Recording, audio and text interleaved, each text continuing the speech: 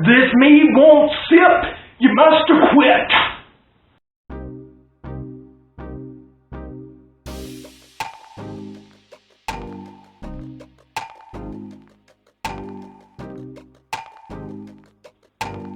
Welcome back to the Four Seasons. I'm your host, Ken Johnson, and today we're doing my Hydra OJ, which is an orange juice hydromel, or a Melomel hydromel. So please excuse the bad Johnny Cochran impression I did in our intro. Basically, the reason why I did this, I did it because there is a historical cocktail made with a beer called a shandy. And shandies are just nothing more than beer with some orange juice. That's it. So because the Gallberries give off a beer flavor to the hydromels, I thought I would recreate what is a shandy. And it's kind of fitting also because today Florida is now suffering from the aftermath of Hurricane Ian. So my area of Florida was not hurt by Ian, but other parts of Florida, we got family in other parts of Florida that they were hit by Ian. I've got friends that are publisher friends and things of that nature, and they're now having to deal with the aftermath and all that. So I think it's fitting. Being from Florida, I did an OJ hydromel right after a hurricane hit. And I just want to send our thoughts and prayers out to all friends and family that are watching. If you can, please help support any type of charitable activities that are helping people get roofs on their homes, getting help for people that have disabilities, making sure that they have cleaning supplies, food, water. Having been in the aftermath of a hurricane, I know what it's like, and anything that you can give, anything you do to help really does help out, and it's really appreciated.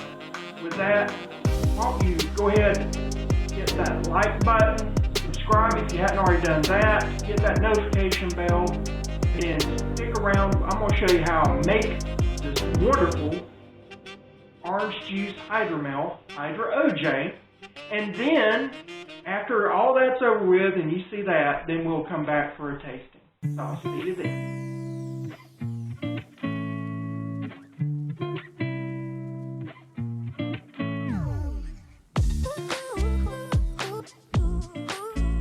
Okay, so this is going to be a down and dirty recipe, very simple. This is based off of what we call a shandy. A shandy is nothing more than orange juice and beer. So since my hydromel tastes so much like beer, I thought it would be good to add some orange juice and make Hydra OJ. So what we're going to do, just take this right here. I'm going to pour in a half gallon of my starter mixture, my hydromel.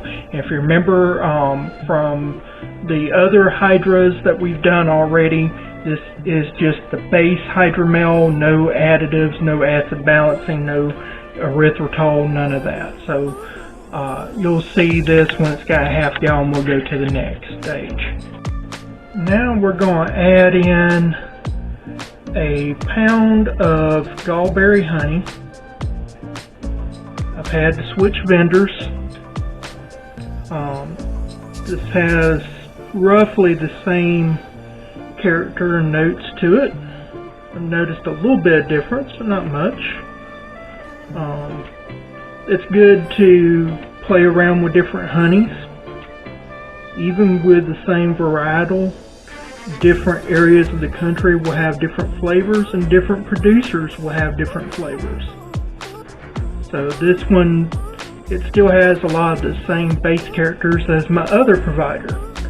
Again, I'm not sponsored by any apiary.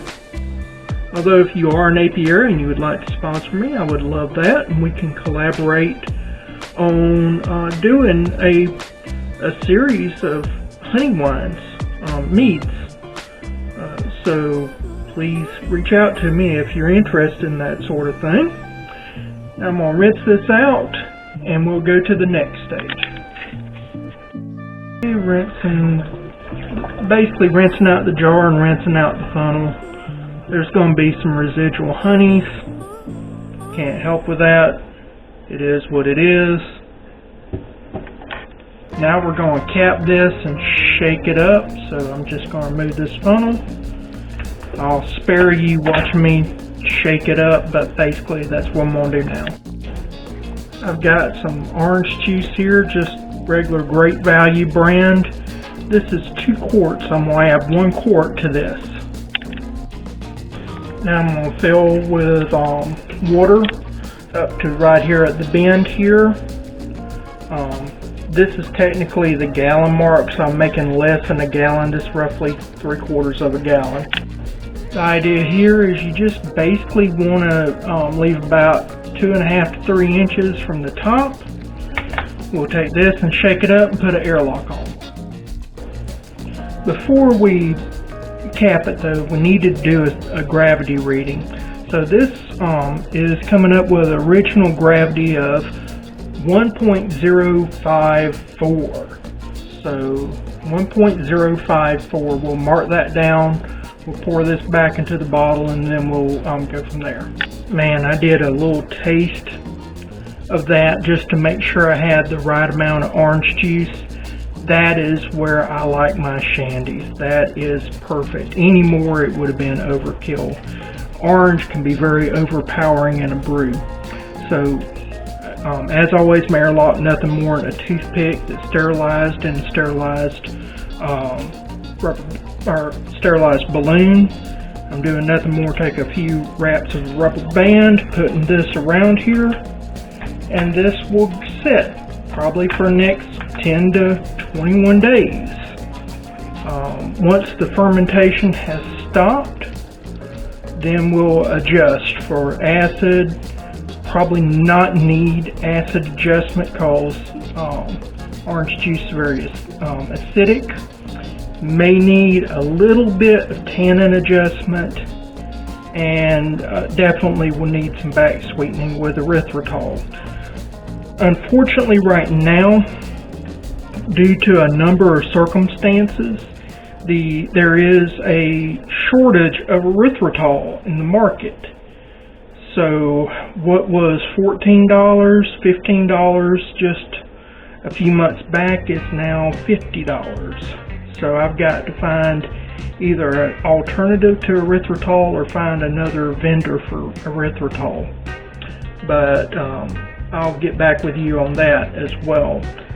But for now, this is going to sit, and it'll probably be about 2 weeks, 3 weeks for me, but it'll be just a second or two for you. See you then.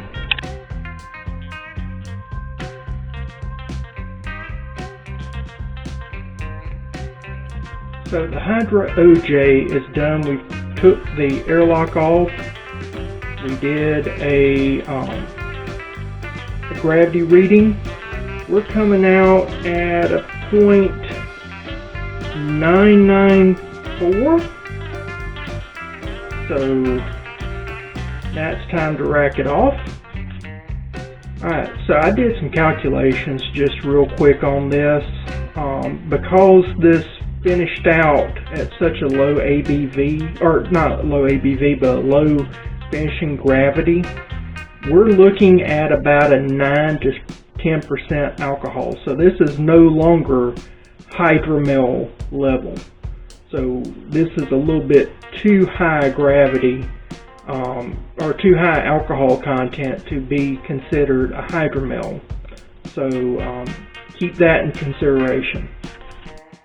You know, I already know that I'm not going to like the erythritol, so or not the erythritol, but the flavor of a dry orange juice mead. Just not going to like it. So, and as you can tell, it is now cloudy. I stirred up the fine lees. Nothing I could do about that. It's just wispy stuff. So what I'm going to do is I'm going to start putting in erythritol, which is a sugar substitute that's non-fermentable. And I'm going to see how much it takes. I'm going to start off with a half cup. So we'll see how this tastes. So I'll stir this up and be back in a second.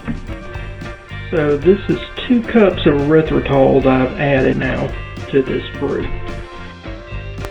Now I'm going to add in 2 cups of water.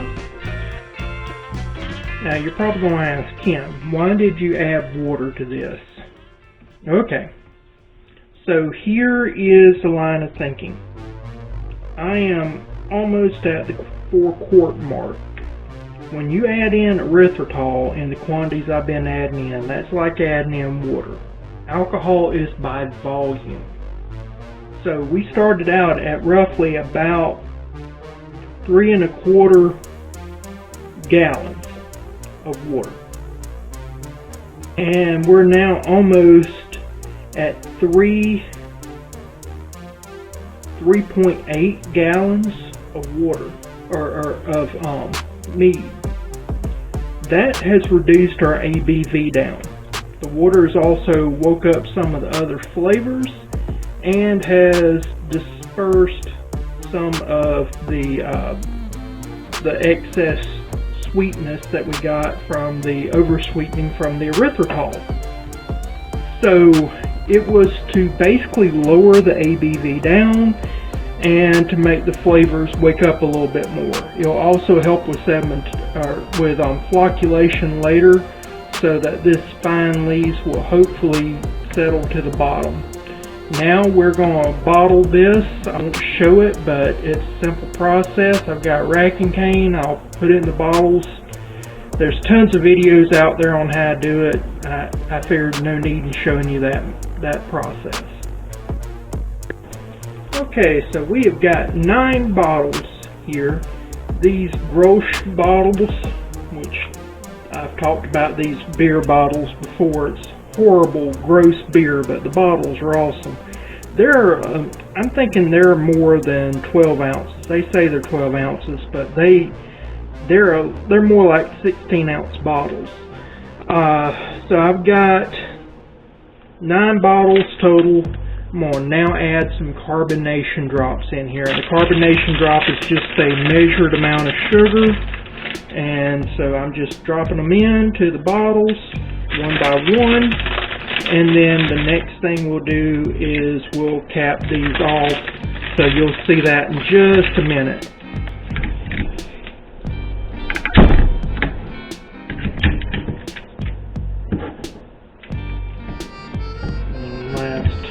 For good measure, just make sure it's seated good. Okay, these are going to now go into a storage container. The whole reason why I have a storage container for these bottles, it is possible that you could create a bottle bomb. It's highly unlikely, but it has happened before. You can get an imperfection in a bottle and there'll be a little crack or something that you didn't know about, where it can't handle the strain, and in those cases it will create a bottle bomb. We don't want that. So this, just to be an extra precaution, I'm going to put them in a container. They'll be marked what they are. I'm going to put a little piece of painter's tape with a label on it what this is. So this is our Hydra OK. And I will see you in a minute for the tasting.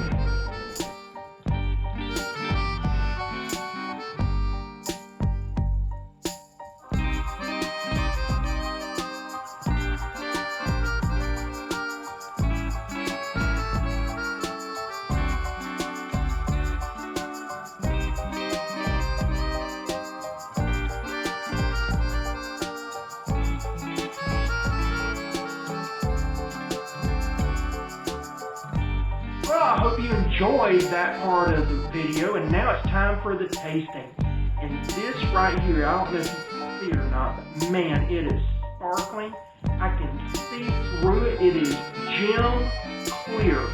It's got a sapphire on it, a yellow sapphire. It is just like a gem of this sparkling.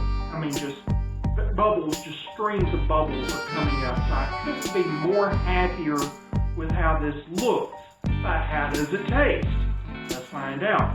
First thing we're going to do is always we smell it just to kind of get our brain going and see how it smells. Still a little new, and I've said this before, if you don't know what new flavor is or new smell, think when you're making homemade bread, it's yeasty, and then go into a bakery and it's sweet, and then you open up something like a real strong spirit, like vodka, or whatever, you smell the alcohol. That is basically what I call new. Yeast, alcohol, sweet, very, very mild citrus notes. Not really coming in strong, but that's only the smell. So what does it taste like?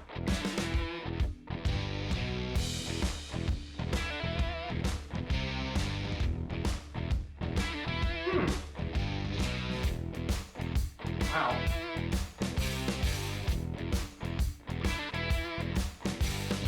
That is almost got caramel notes.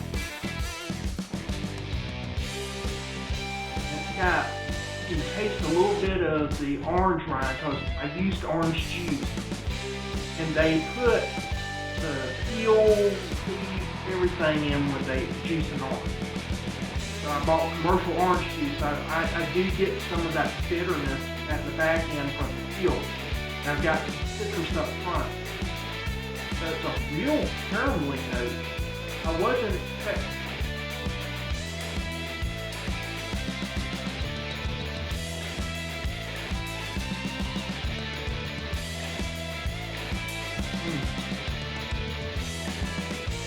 I don't know if you've ever had like a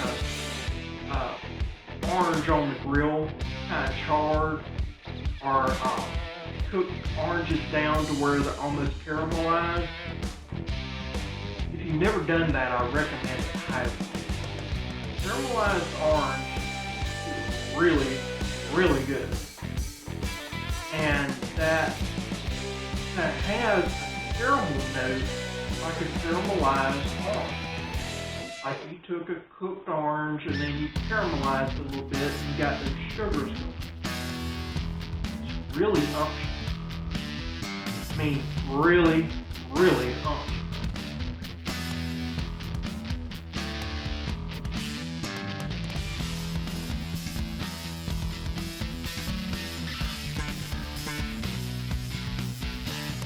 There's not a lot of acidity. I was amazed. I thought there'd be a ton of acidity, but there's not. You got a little brightness on the front end. You got that bitter from the peel. You can feel the peel. You can taste it. You can sense it. You know that there's peel in the juice. So it's not off-putting. It's almost kind of like closest I would put it to is grapefruit, but it's not grapefruit. It's definitely peel, but grapefruit fruit does have a certain taste to it that's very similar to this.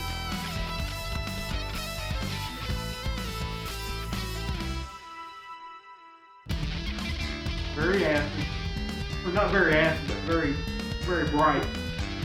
Not acidic at all. Peel, then that caramel note. Hey, oh. You got all those beer flavors that's the Gallberry. Didn't put any hops, if you put hops into a brew that has grain, it's no longer a braggot. This wouldn't be a braggot, so I could put hops in it. And it'd still be a hydromel, but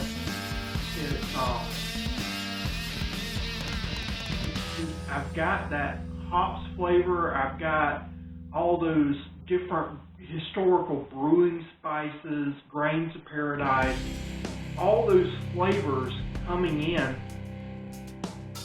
really sweet.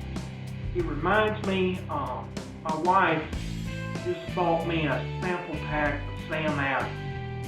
And I've always disliked Sam Adams. They worry too much about the hops and not about the other elements of the beer. And Sam Adams has been changing their approach on beer, and now they're focusing on the malt. And that's kind of what I'm getting. That some of their new stuff that's coming out is really sweet, got a caramel flavor, got a toffee flavor. But they're getting into the malts. They're really hitting the malts hard and heavy, and I'm glad for it. And that's what this tastes like. This is almost as if Sam Adams tried to make a shandy version of a beer, which they probably should. But man, this is fantastic. It is not 100% what a shandy tastes like. But there's elements of it that are hitting hard that are like what a shandy tastes like. And you can mess up a shandy in a heartbeat. So this right here is the perfect marriage, I think. This is where I would like a little bit more citrus. And that's real hard to do without going overboard. I would like a little bit more citrus on this, but you wouldn't use juice.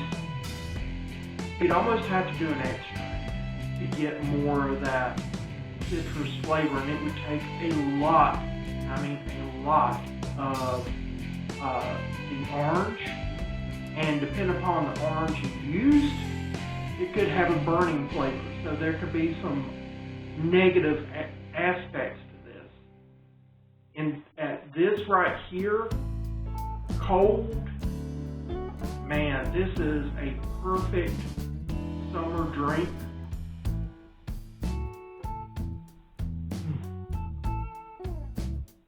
Oh man, I can see myself coming in from mowing the grass, taking this nice frosty glass and just chugging it down. It just goes down so smooth. You got that toffee caramel, just really sweet, really good, just goes right into you. It would be very nourishing. So if you haven't thought about doing something like this, or maybe you're thinking about doing it, I would suggest trying it. If you don't want the peel flavor, you could definitely juice your own oranges. Get tongue-tied sometimes. But just making juice or using pre-made juice, this is fine. Most home brewers, that's what you're going to have, because it takes a ton of oranges to juice out to get enough to do this.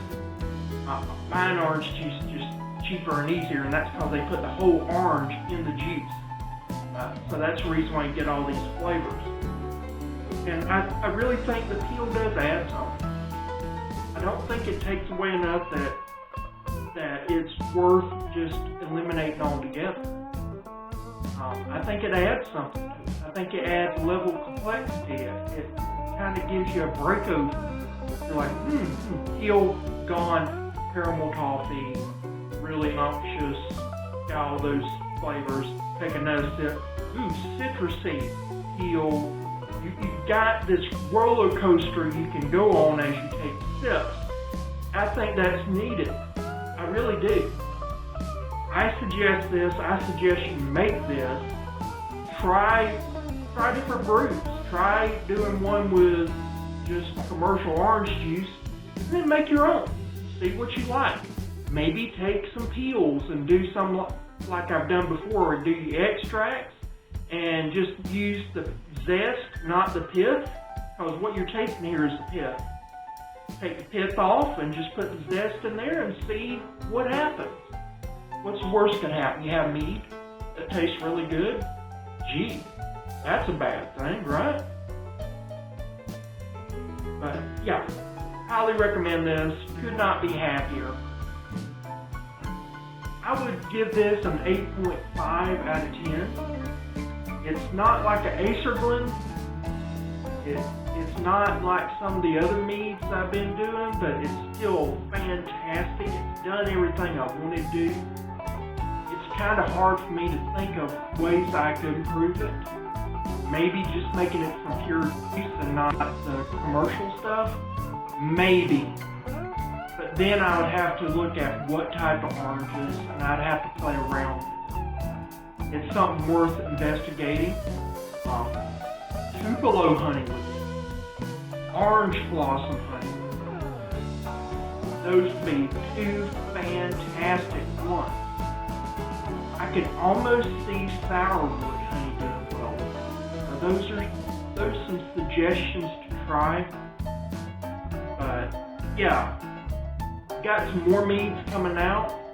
So stick around for that. Go ahead, subscribe if you hadn't already. Hit that notification bell so you can get alerted to future content. Like this video if you like the content, and I will see you again next time.